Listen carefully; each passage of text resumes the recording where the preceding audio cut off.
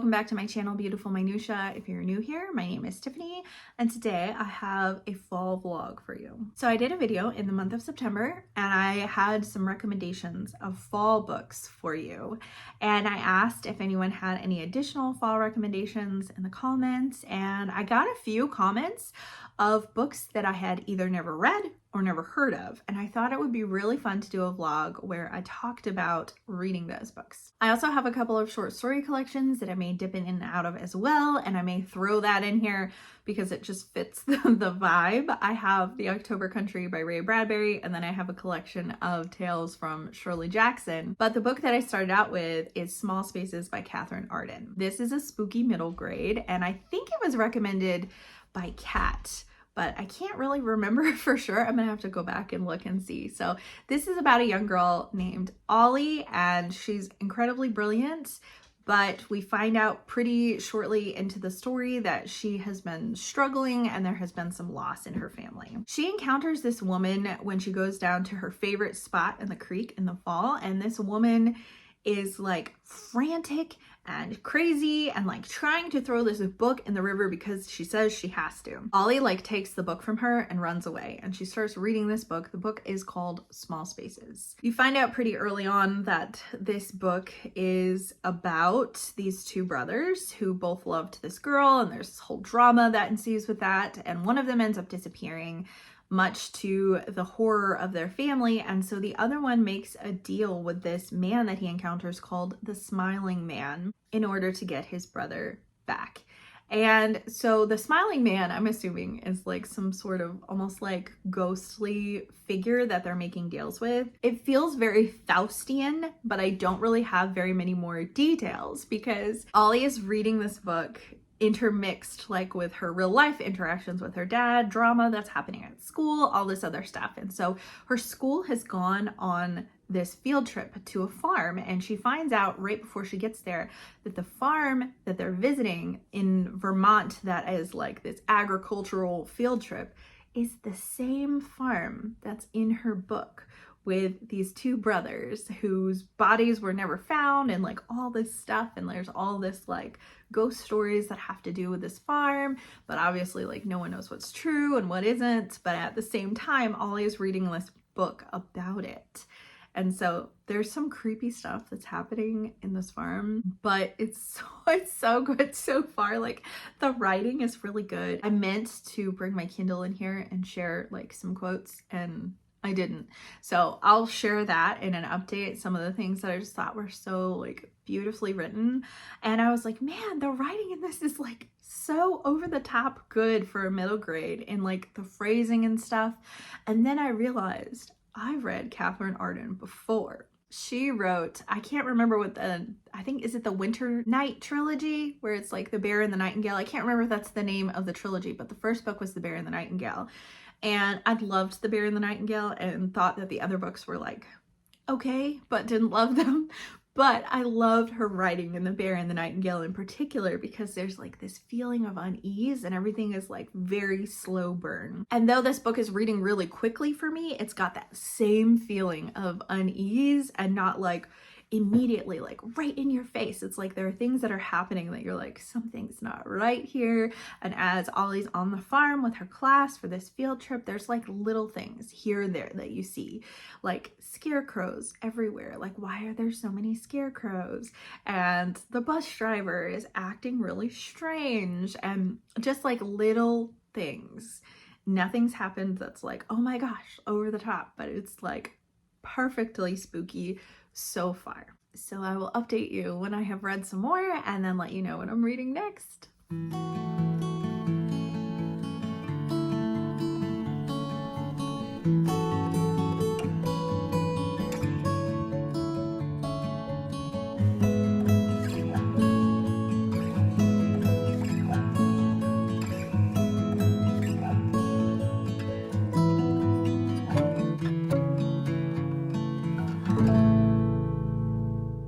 Hi friends, time for a little vlog update because I have finished Small Spaces and I do have my Kindle here, so I can share with you the quote that I really wanted to share with you last time that I felt like just illustrated like how I feel about Catherine Arden's writing here. My favorite quote is actually on the first page, and it says, "You don't waste October sunshine. Soon the autumn sun would bed down in cloud blankets and there would be weeks of gray rain before it decided to snow." And I just love it. And honestly, this takes place in New England.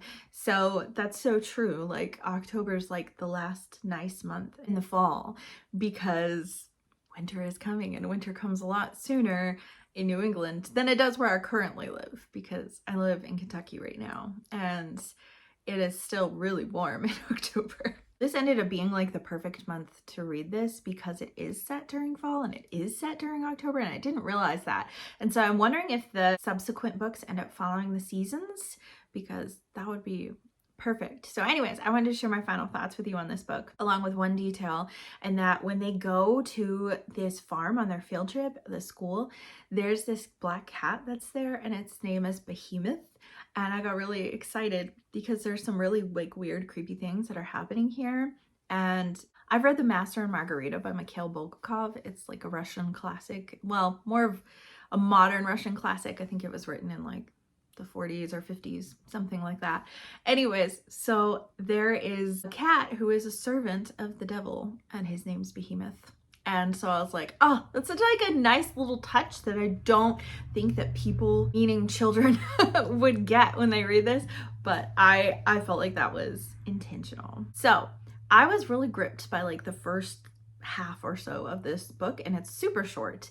But it kind of like, I still enjoyed it the whole way through, but it fizzled out just a little bit for me, just because when we started getting some reveals, like there's kind of like the like, oh, well, what's happening to these people who are making deals with the smiling man, and there's kind of like, oh, here are his servants who are doing his bidding, and the things that ended up being like his servants were just things that I personally didn't find scary. And in the book, they're like, they ask the smiling man at some point, they're like, well, why did you choose this? And he's like, because they're easy and because they're scary. And I'm like, I didn't think that they were scary. So that made it just like a little bit less creepy for me than in the beginning when everything was like really, really very unknown. I find sometimes the unknown to feel much more unsettling and creepy than when you have answers sometimes. But I still really liked it. I thought it was really well done. I don't know whether or not I want to continue on with the series because I think I've heard mixed things about some of the subsequent books, especially like the last book, and that like people were hoping we would get more answers than we ended up getting in the finale of the book of like what's really happening, because we don't get a ton of answers here as to like who really is the smiling man, like what is some of what's going on, because it is setting up for future books.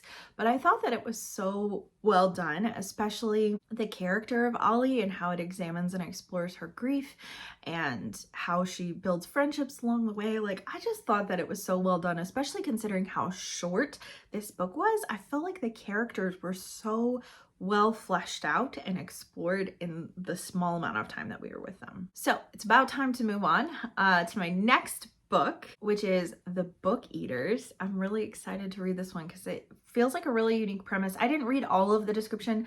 I tend to not do that because sometimes they can be like spoiler or give too much information more than what I want. I like to know less going into my books, but I do know that this is about people who are literally eating books, and books have certain flavors to them. So I think like an example that was given as like a thriller feels spicy or something like that. And so I was like, that is such an interesting premise, and I don't know like where we're going with it or what's going on with that, but this was recommended to me by a subscriber, Amanda, and I know like a lot of the same books, and so I'm really excited for this one. So that's my plan on what I'm going to dive into next. But I did also start The October Country by Ray Bradbury, which is a collection of his short stories, and I'm just kind of dipping in and out of that. So I read the first one, which is The Dwarf, and I liked it. It's not like a new favorite short story of mine of his, because the other ones that I've read so far have been much more sci-fi, and I just like really love his sci-fi short stories.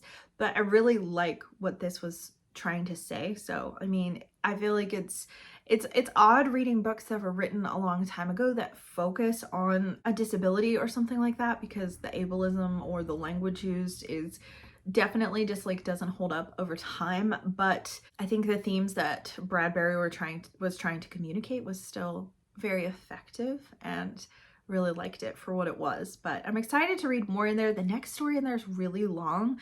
Like the dwarf, I think, was like 17 pages long, and the next one is like 40 pages long or something. So I don't know if I'm going to read that one next or if I'm going to skip around to some shorter ones, because those are just a little easier to squeeze in. But I am really excited to read more in that as well. So I'll update you again soon.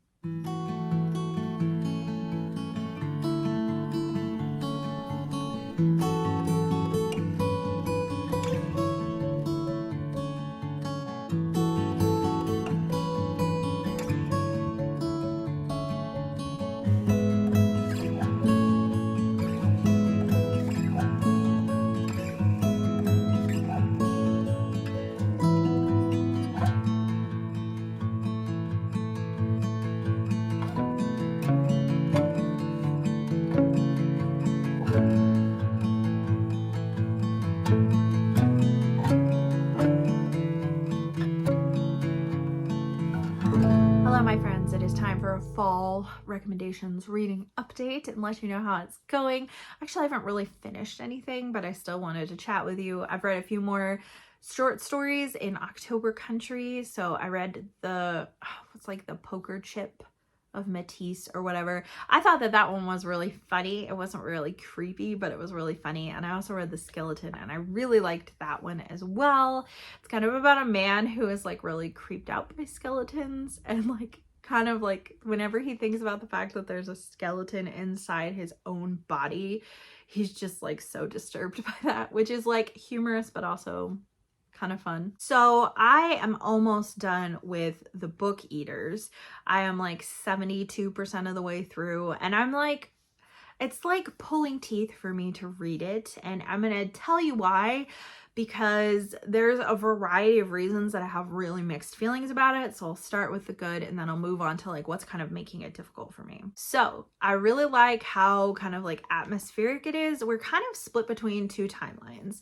So it's the same person. We kind of like see her as a child and then a young adult, and then we see her in present day. So I really like the past timeline because it has kind of like this fairy tale feel to it. That one has like more of a description in the beginning about like book eating and how these people, they do subsist and get their sustenance from books. And it talks about like the taste of different books and like the smell of old books and all this kind of stuff.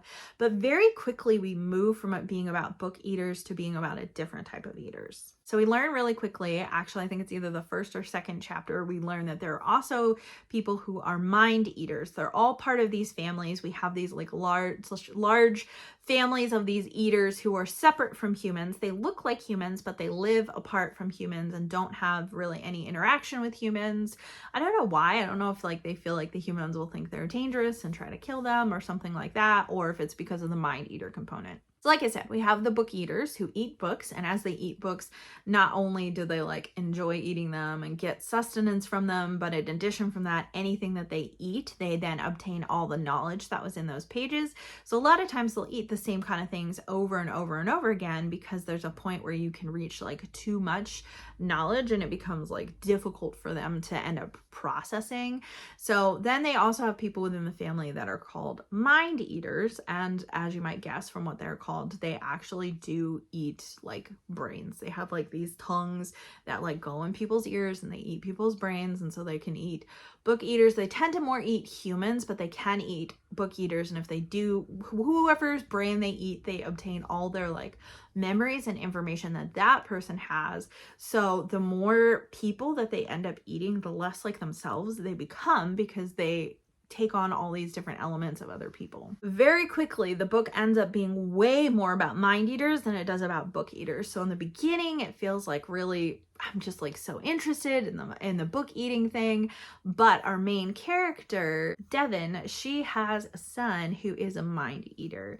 And so we delve way more into the mind eater thing, and it just really like quickly goes into like very like kind of almost like gross out territory. And I think that that's where people would say it's more like spooky, because it's kind of got like this body horror element to it. But I wouldn't say that it's a scary book. It's actually kind of like an urban fantasy that has like dark fairy tale elements to it. That's essentially like, that's how I would categorize it, because it's weird because with all this stuff with like the book eater families, it feels so fairy tale-esque, but all the present day stuff, Devon's like on the run from the families and we don't know what happened or why she's on the run, but she's living among humans and it's set in modern day, which has a totally different feel from the past ones. So there's all this modern stuff, there's cell phones and there's all this kind of stuff, and it's just like there's also like a lot of language, like very strong language, and that feels off-putting as well because it's about like, it feels so fairy tale-esque, and then to have people dropping like F-bombs all over the place like is like really jolting and really jarring and doesn't seem to fit with the tone of the book for me. I think the same thing is true with all like the modern devices and stuff.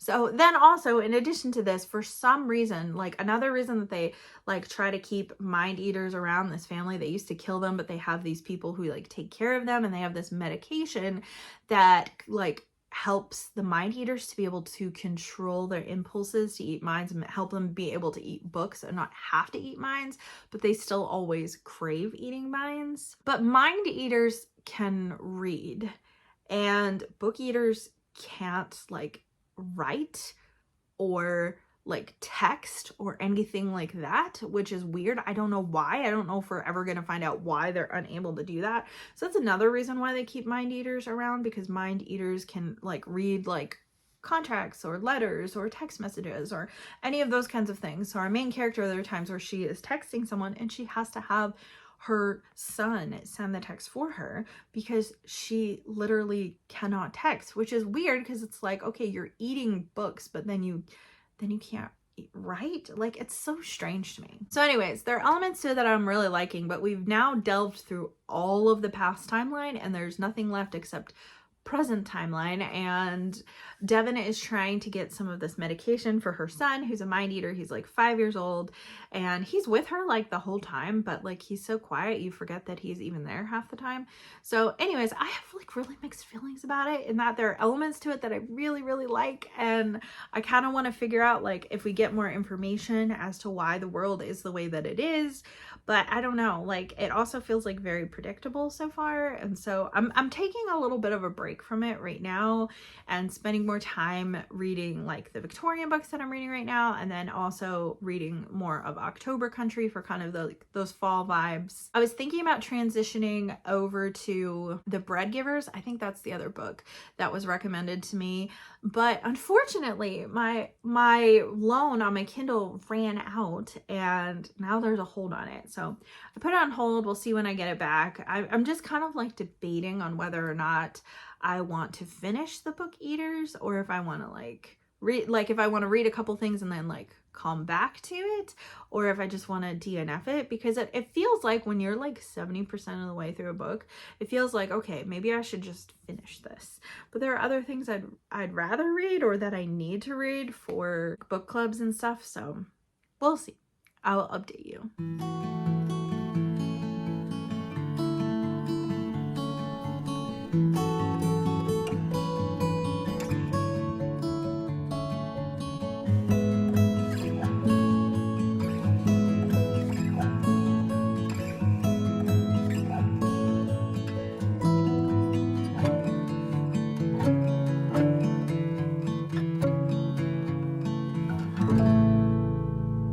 Hello, my friends. It is time to wrap up this fall recommendations vlog because I have read Bread Givers, which was recommended to me by Charlene. So this is a historical fiction. I think it's historical. So I found out after reading it that it was originally published in 1925. And I'm not exactly sure when the story itself takes place because it feels like it takes place kind of like towards turn of the century in New York. And so I don't know if it was historical at the time that it was written or if it was more current to the time that it was written, but it's definitely historic now. This is a story of a Jewish family in New York that has 4 daughters and they're very poor.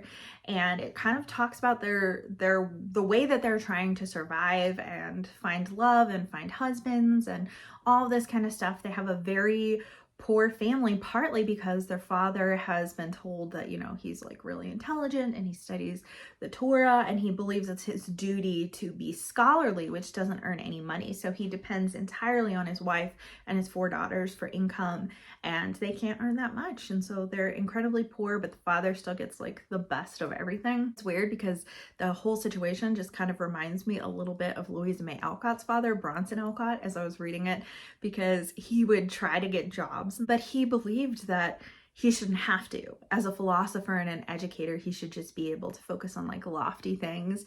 And so a lot of the income that came into his house was because of his daughter writing and because of his wife's work and all of that kind of stuff. So it's really interesting to see a fictional counterpart that reminds me so much of him. This story deals so much with like poverty, the shame of poverty, the shame of like being a woman in a world where they're not very highly valued except as wives. Kind of gives me a vibe of All of a Kind Family, which is a middle grade about a Jewish family growing up in New York, these 4 Jewish daughters.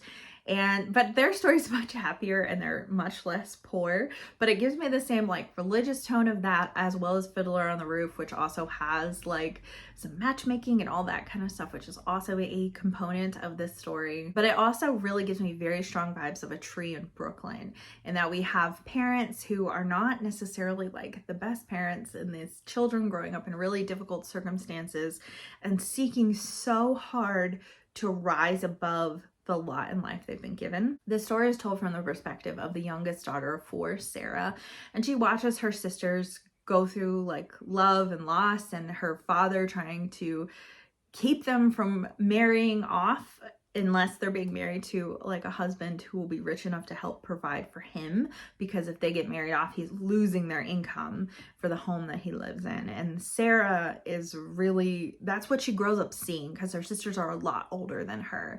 And so she grows up seeing this and wanting more for herself in terms of education and in terms of the future. And her strength and grit is very inspiring in this story. I really just loved a lot of things about this story. A lot of it was like very enraging, particularly with this like ultra religious father who's like a really bad judge of character and really neglectful to his family. Like it's not very fun to read about him, but it's so vividly written and you're really rooting for the daughter, Sarah in particular, because it's from her point of view. And so I felt like it was really, really well done. I think I like A True Girls in Brooklyn just a little bit more, even though they give me the same kind of vibes. But I'm really, really glad I read this one. It's not one I would have thought to have read ever. I had never heard of it before, but also just in the fall.